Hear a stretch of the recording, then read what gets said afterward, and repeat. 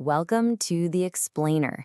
Today, we are diving deep into the world of competitive bodybuilding, where athletes push their bodies to the absolute limit.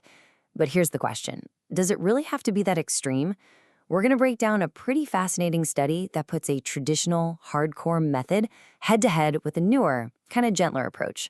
Let's find out if there's a healthier way to get in shape. So when you see a quote like this one from the study we're covering, "This is a vicious cycle," it really hits home. To get what they're talking about, you need to understand the bodybuilder's dilemma. In the off-season, athletes bulk up. And then, right before a competition, they go through this insane period of dieting and training to just shred every last bit of fat. You can imagine that cycle of extremes takes a massive toll on an athlete's health. So, it led researchers to ask a really important question. Is all this punishment actually necessary? Could there be a better way to get those same amazing aesthetic results, but without totally wrecking your body from the inside out? To really get this dilemma, we've got to look at that traditional path to a bodybuilding trophy. For decades, it's been viewed as this kind of two-stage rocket, where each stage is fueled by pure extremes. So first, you've got the off-season. This is the bulking phase, where the one and only goal is to build as much muscle as you possibly can. And that often means eating a massive surplus of calories. Then, bam, the cutting phase hits before a competition. This means a drastic drop in food and just grueling training to burn off fat and reveal all that muscle definition you worked for. All right, so this is where it gets really cool. To see if there was a better way, scientists in Korea set up this awesome head-to-head showdown. They got 25 elite male bodybuilders and split them right down the middle, with each group taking a totally different 6-week path to get ready for the stage. Okay, so you had Group 1, the traditional group. They were on the old-school plan, aiming for this massive weight cut of about 16% of their body weight. Then you had Group 2, the new method group. They took a much more moderate, strategic approach, aiming to lose only about 6% of their body weight. And this chart, wow, it just lays out the massive difference in philosophy, right? 16% versus 6%. One is just an all-out war on body weight. The other is a much more calculated, controlled descent. It really makes you ask the big question, does more extreme actually mean better? Now, a huge part of this difference, maybe the biggest part, came down to their diet. Over those 6 weeks, what these athletes ate was just as important as how they trained. And believe me, the differences were pretty stark. Just look at the data here.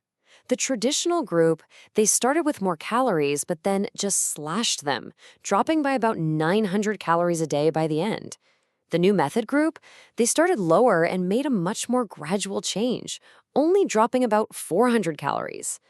Both groups ended up in a similar spot, but how they got there was night and day. Now, let's talk protein. On this, both groups went absolutely all in.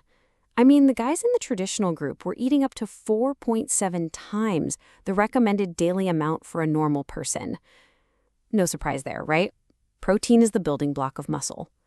But, and this is a big but, that intense focus on one thing came with a hidden cost. See, while they were loading up on protein from things like chicken breast, their diet got super narrow.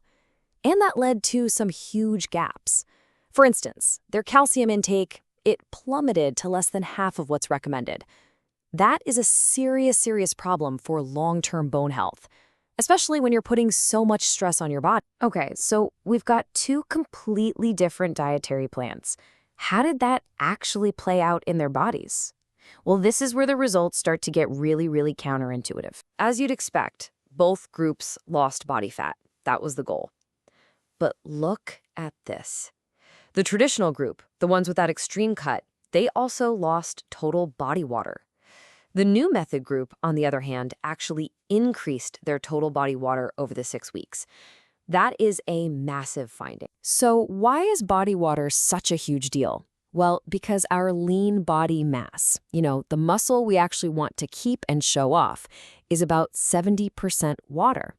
So when your total body water drops, that is a huge red flag.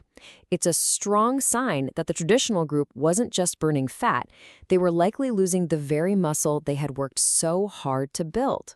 So the new method was already looking better for preserving muscle. But what was happening inside their bodies? The study also checked out some key hormonal and immune system markers to see which group was actually healthier, not just leaner on the outside. The scientists looked at the testosterone to cortisol ratio. An easy way to think about this is build versus demolition.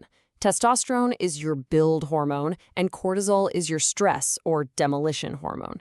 In the traditional group, that ratio went down, which means their bodies were in a breakdown state.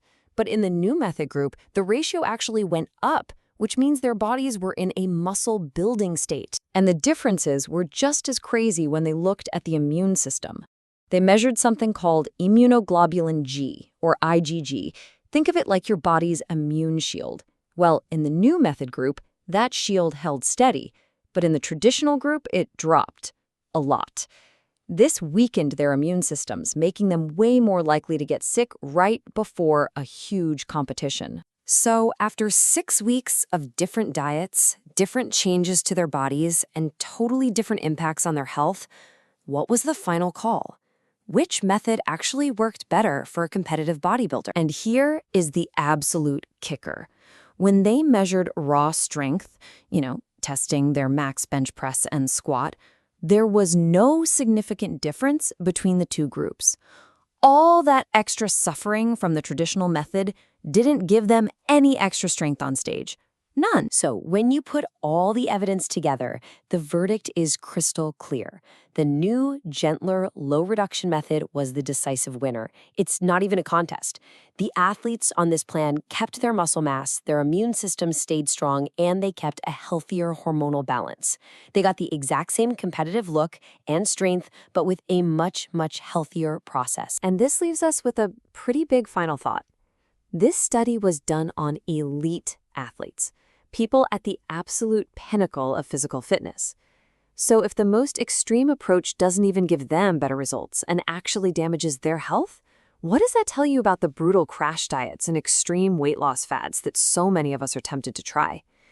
It kind of suggests that working smarter, not harder, is probably the healthiest path for all of us.